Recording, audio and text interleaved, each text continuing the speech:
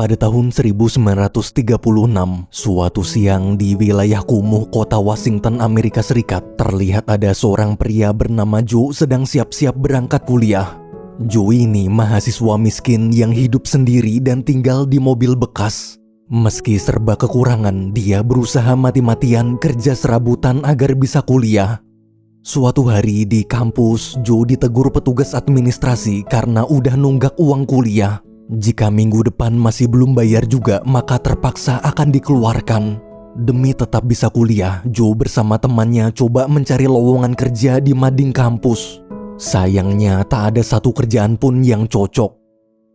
Keesokan harinya, saat Joe sedang ke perpustakaan, cewek cantik teman sekelasnya yang bernama Joyce menghampiri lalu bertanya apa Joe masih mengingatnya. Ternyata Joyce adalah teman SD Joe dulu. Waktu lagi asik ngobrol mengenang masa lalu, teman Joe datang. Joyce pun pergi. Teman Joe memberitahu dia dapat cara agar bisa bayar uang kuliah, yaitu dengan masuk tim dayung kampus. Siangnya di tempat pendaftaran, ternyata sudah banyak mahasiswa lain yang mau daftar juga. Tak lama kemudian, 3 pelatih dayung datang. Salah satu pelatih bernama Brixen menjelaskan nanti fisik mereka akan dites habis-habisan dan hanya 8 orang yang akan diterima masuk tim dayung junior. Setelah semua ganti baju, tes fisik dimulai. The oxygen per minute. 50 sit-ups and 50 jacks. Able to consume as much as 8. All right, on my count, straight back. Let's take old Nero out. Ace him up. Blow your wrist.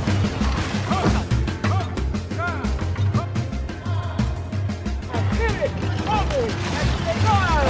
Pivot, cover, 2, 3. We'll pick up the pace to 18. Pivot, cover, that's better. 50 till it's time to change stations. Can't skip any of them. One that's listening to me. Your stroke telling me not 3.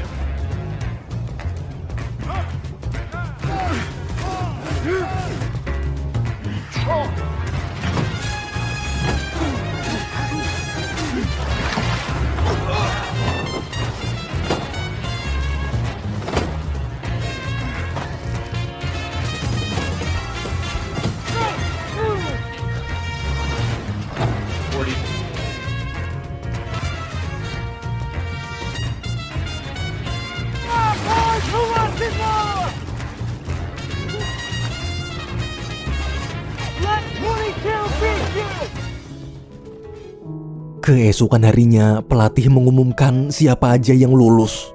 Ternyata nama Joe dan temannya terpilih. Malam harinya, 8 pendayung junior baru berkumpul, saling kenalan satu sama lain. Ketika semua sibuk ngobrol, diam-diam Joe pergi ke asrama Joyce lalu mengajaknya naik perahu. Joe cerita dia berhasil masuk tim dayung. Karena sekarang dia sudah jadi atlet, otomatis hidupnya terjamin. Mulai dari makan 3 hari sekali, kamar asrama dan uang kuliah digratiskan sampai lulus. Mendengar kabar gembira itu, Joyce ikut senang. Keesokan paginya, tim dayung junior mulai berlatih.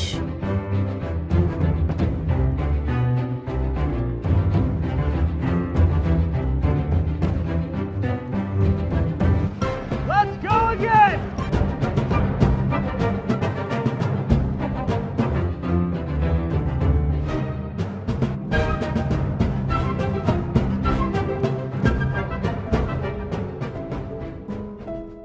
Malamnya selesai latihan, waktu mau pulang, Joe iseng masuk ke ruang pembuatan perahu. Waktu lagi fokus lihat-lihat, kakek pembuat perahu bernama George datang. Melihat Joe tertarik dengan perahu, kakek George mengatakan Joe boleh datang ke sini kapanpun dia mau. Joe pun senang. Sebagai ucapan terima kasih, dia langsung membantu kakek George bersih-bersih. Selama berbulan-bulan, Joe begitu menikmati kehidupan barunya. Pagi hari dia belajar bersama Joyce, siangnya berlatih bersama tim dayung, dan malam hari Joe membantu kakek George membuat perahu. Suatu siang di kantor, petinggi kampus bertanya ke Brixen tentang pertandingan minggu depan. Brixen menjawab dia berencana menurunkan tim junior dulu karena tim senior harus istirahat untuk pertandingan yang lebih penting, yaitu perlombaan dayung antar universitas di kota New York 2 bulan lagi. Jika di New York tim senior menang, maka mereka bisa mewakili Amerika di Olimpiade di kota Berlin, Jerman. Malamnya, Brixen bersama rekannya yang bernama Tom terlihat sedang pusing menyusun strategi dayung tim junior yang masih berantakan. Secara fisik, tim junior memang sudah siap bertanding, tapi teknik mereka masih sangat berantakan. Kakek George yang juga ada di sana menasihati Brixen dan Tom. Kunci menjinakkan kuda liar bukanlah tekniknya, tapi penunggangnya. Daripada pusing mengubah-ubah strategi, lebih baik mencari seorang kapten yang bisa tegas memimpin tim. Mendengar ucapan kakek, Brixen berkata, "Iya juga ya." Besok siangnya, Brixen memanggil kapten dari tim senior bernama Bobby. Dengan kepribadian Bobby yang tegas tapi santai, Brixen yakin dia bisa menjadi kapten tim junior. Besoknya, Bobby mulai memimpin tim junior berlatih. Sepanjang latihan, setiap ada satu anggota tim melakukan kesalahan sedikit aja, Bobby pasti akan langsung mengulang dari awal lagi. Pokoknya selamanya latihan ini tak akan selesai sampai kompak. Semua pun pasrah. Keesokan malamnya, ketika sedang membantu George mengecat perahu, Joe curhat tentang kehidupannya.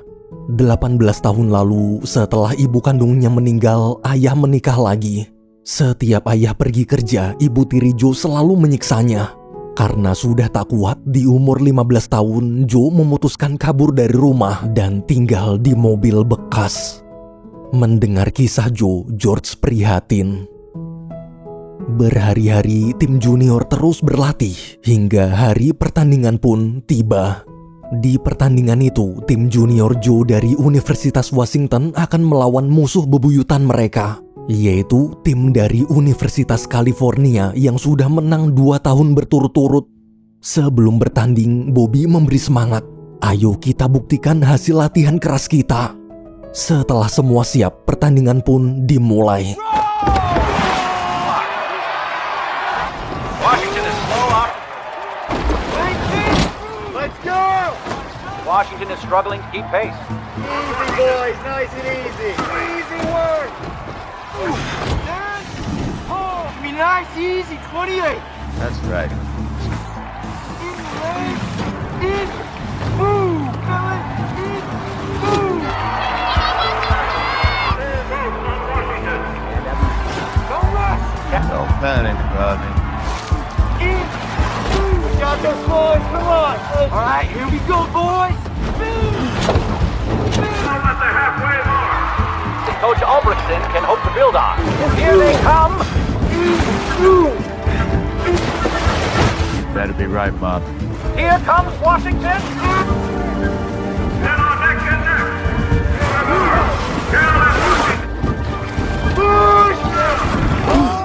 It's the pace.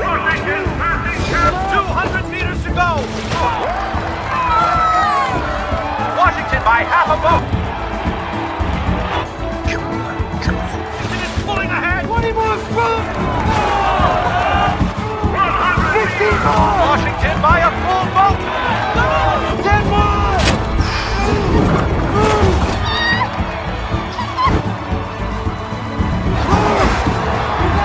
Washington is going to do it. 50 meters.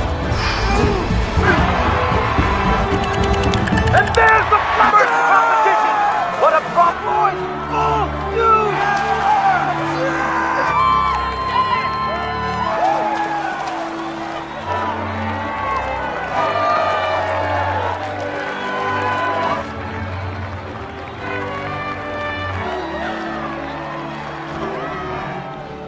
Tim junior Washington menang. 1 bulan berlalu, tim junior masih terus berlatih seperti biasanya. Suatu malam, Brixen, Tom, dan George berkumpul membahas tentang lomba dayung antar universitas. Melihat kemenangan tim junior bulan lalu, Tom malah kepikiran ingin mengirim tim junior untuk mewakili kampus. Sayangnya Brixen gak bisa. Dia sudah berjanji pada petinggi kampus kalau yang akan turun adalah tim senior. Mendengar Brixton membuat keputusan sendiri tanpa diskusi dulu, Tom kecewa. Ketika Tom pergi, George cerita, dulu dia kagum melihat semangat Brixton saat masih jadi anggota tim dayung Washington. Semenjak Brixton lulus kuliah dan timnya bubar, semangat itu pun hilang. Setelah bertahun-tahun, akhirnya sekarang dia bisa melihat semangat itu lagi pada semua pemain junior. George menasehati, cobalah pikirkan lagi matang-matang siapa yang lebih layak dikirim untuk mewakili kampus. Esok paginya, di hadapan semua orang, Brixton mengumumkan bahwa tim yang akan mewakili kampus dalam lomba dayung antar universitas di New York adalah tim junior. Seketika semua kaget. Selesai pengumuman, petinggi protes kenapa Brixton melanggar kesepakatan. Jangan coba-coba. Pertandingan ini sangat penting demi nama baik Universitas Washington karena kita sudah 20 tahun tak pernah menang. Tim senior lebih matang, kenapa malah tim junior? Dengan santai, Brixton menjawab, di sini dialah yang berhak memutuskan. Petinggi pun kesal lalu mengancam jika di pertandingan nanti Washington kalah, Brixton akan dipecat. Siangnya, waktu Joe dan Joyce sedang kencan di restoran, tiba-tiba Joe melihat ayahnya ada di luar. Saat dihampiri, ternyata selama ini ayah tahu di mana Joe tinggal. Ayah selalu tahu bagaimana keadaan dan segala hal tentang putranya. Joe di situ bertanya, jika tahu lalu kenapa tak pernah datang menjenguknya? Ayah hanya menjawab, sekarang Joe sudah besar dan bisa menentukan jalan hidupnya sendiri. Kalau mau pulang, ayah akan selalu menerima, tapi kalau masih ingin di sini, ayah tak akan memaksa. Melihat sang ayah seakan tak peduli, Joe terdiam kecewa. 1 minggu kemudian di New York, karena banyak pikiran, selama latihan Joe selalu melakukan kesalahan.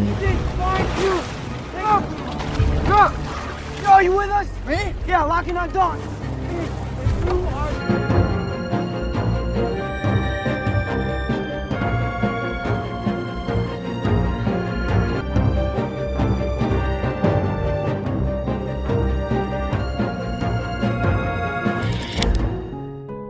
Suatu siang, selesai latihan, Brixton memarahi Joe yang akhir-akhir ini tak pernah fokus, padahal besok mereka harus bertanding. Melihat respon Joe cuek, Brixton kesal dan langsung menyuruhnya pulang kembali ke Washington. Malam hari, ketika Joe sedang mengemasi barang-barangnya, kakek George datang mengajak ikut dengannya sebentar. Di ruang perahu, kakek George cerita dia sudah puluhan tahun membuat perahu dan tahu mana perahu bagus. Jika Joe berpikir bagus itu dinilai dari kayu mahal, salah. Buat apa kayunya mahal jika perahunya cuma digeletakkan di darat? Perahu terbaik adalah yang bisa melaju cepat di atas air karena didayung oleh para pendayung bersemangat. Di darat kita boleh sedih, galau atau terpuruk, tapi di atas perahu harus semangat karena hanya dengan semangatlah kita bisa menang. Ucapan kakek George barusan menampar Joe. Esok pagi, sebelum pertandingan, Joe menemui Brixton. Dia menceritakan seluruh masalah dan kisah hidupnya. Joe mohon tolong beri dia kesempatan. Izinkan dia kembali ke dalam tim. Ia janji akan berusaha sebaik mungkin agar tim junior bisa menang. Melihat kesungguhan Joe, Brixton tersentuh dan memberinya kesempatan. Old money versus no money at all. It's their struggles, their grit, their spirit. The dogs representing an underdog nation. So find your place. Cheer for the boys from Washington. One day, rowing event in America, but a chance to compete in Berlin. Their places at the starting line. And Washington ready themselves, Olympics.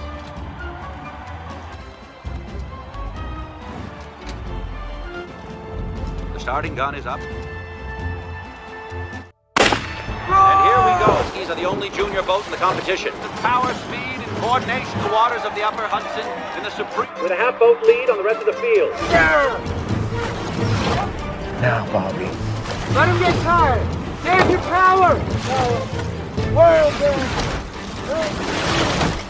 Hey, all right, Don. Give me 36. Go. Looking for fresh water. Bobby Mock is steering. Washington has fallen back to last place. Let's go. Teams are falling away, but no one is gaining. Holding. Big one for Aldrich. Go. He's getting his crew in this race. Pace. Bobby Mock. Washington is quickly gaining. He's sweeping by Cornell. Let's go! And into third place. The Husky Clipper muscles by Columbus. Better not be too late. 10 more for Bolton.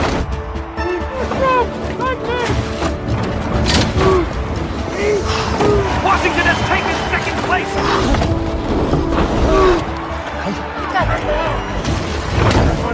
Hey! Saving you! Can the Huskies do it? Can they do it? Yeah, we're working. I want Cal. Washington is passing Cal. Let go. Washington is going to do it. Eyes up. Eyes up.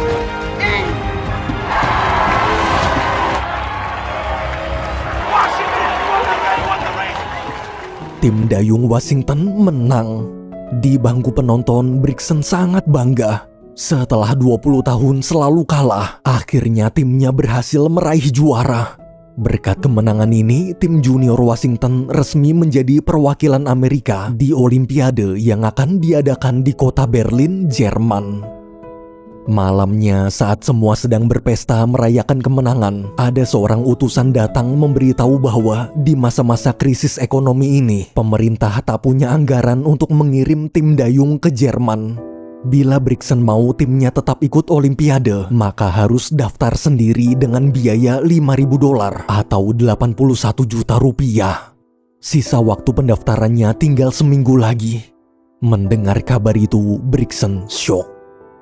Besok siangnya, Brixton, tim dayung, dan petinggi kampus langsung berdiskusi. Namun saat menghitung semua anggaran yang kampus miliki, ternyata dana yang terkumpul baru setengahnya. Brixton lalu dapat ide. Besoknya dia siaran radio dan menceritakan masalah timnya serta meminta dukungan masyarakat Amerika. Setelah siaran radio itu, tak butuh waktu lama, banyak sekali masyarakat berdatangan memberi sumbangan. Well, you're running out of days, coach. Hey, guys! $2 help us beat the Germans! They say, well, that's what it should be. Scoring the selection based on wealth is everything sports should be about. So if you don't raise the money, you go back to... Di antara para penyumbang, ternyata ada ayah Joe juga. Meski terlihat cuek, diam-diam ayah selalu mendukung putranya. Setelah berhari-hari berjuang mengumpulkan uang, malamnya tepat 1 hari sebelum keberangkatan, Brixton bersama rekan-rekannya menghitung seluruh sumbangan yang masuk. Sayangnya masih kurang $300 lagi. Di saat semua putus asa, tiba-tiba pelatih tim California datang memberikan cek senilai $300. Mata Brixton pun berkaca-kaca. Ia tak menyangka pelatih yang selama ini dia anggap musuh bebuyutan mau ikut membantu timnya. Sebelum pergi, pelatih California mengatakan berangkatlah dengan bangga dan harumkanlah nama negara kita di mata dunia. Keesokan harinya, tim Washington sampai di kota Berlin, Jerman. Di acara pembukaan Olimpiade, mereka bertemu dengan pelari tercepat kulit hitam Amerika bernama Jesse Owens. Oh ya, kisah Jesse Owens udah pernah Insomnia bahas di video ini. Yang belum nonton silahkan tonton. Sebagai sesama perwakilan negara, mereka saling menyemangati. Tunjukkanlah pada Jerman kehebatan orang Amerika. Sambil tersenyum, Jesse berkata, tak hanya pada Jerman, dia juga akan menunjukkan pada dunia bahwa orang kulit hitam layak diperhitungkan. Keesokan lusanya, pertandingan dayung pertama Olimpiade dimulai.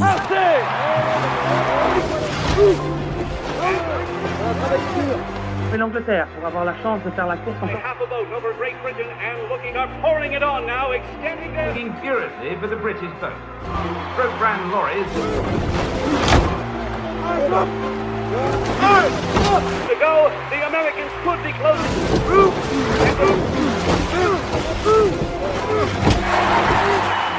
minutes. Tim Amerika menang. Selesai bertanding, salah satu pendayung rekan Joe tumbang. Setelah dibawa ke dokter, Brixen memberitahu kalau dia sakit dan harus istirahat total.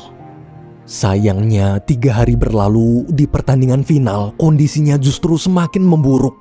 Karena sama sekali tak punya pemain cadangan, dengan terpaksa Brixen memintanya untuk tetap bertanding. Sebelum mulai, Brixen menyemangati timnya, "Tolong mendayunglah secepat mungkin. Sudah sejauh ini, ia percaya kalian semua pasti bisa." Saat para pendayung sedang bersiap-siap, terlihat Hitler juga hadir menyaksikan. Beberapa menit kemudian, pertandingan final dayung Olimpiade dimulai.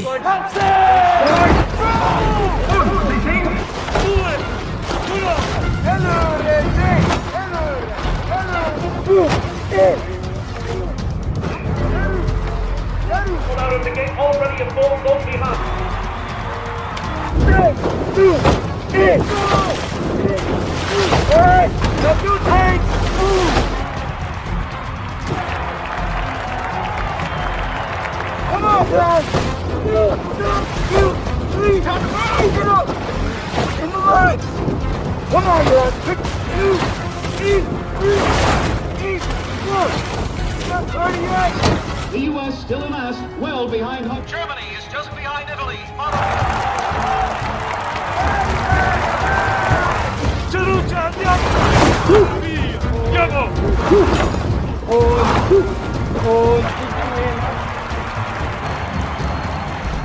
Tim Amerika tertinggal jauh.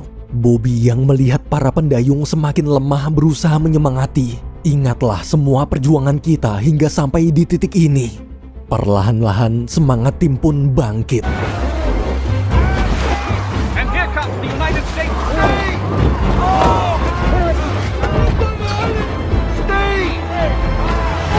The Americans have caught up to the Hungarians.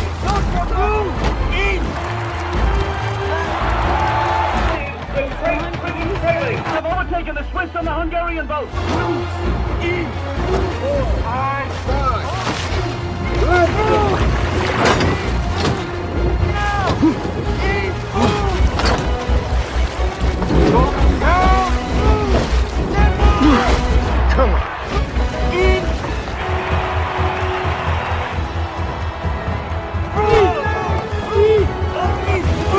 Geschwindigkeit 35. 300 meters, and the Americans have it.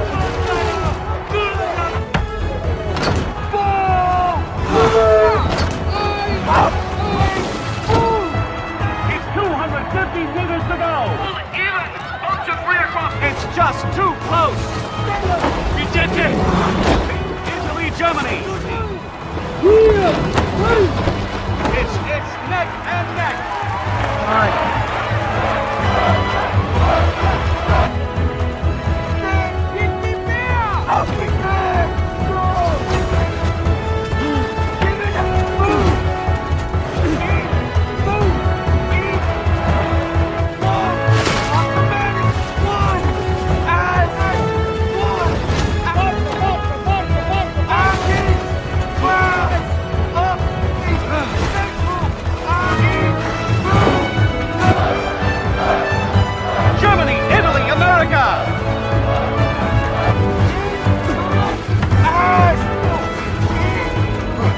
Finish.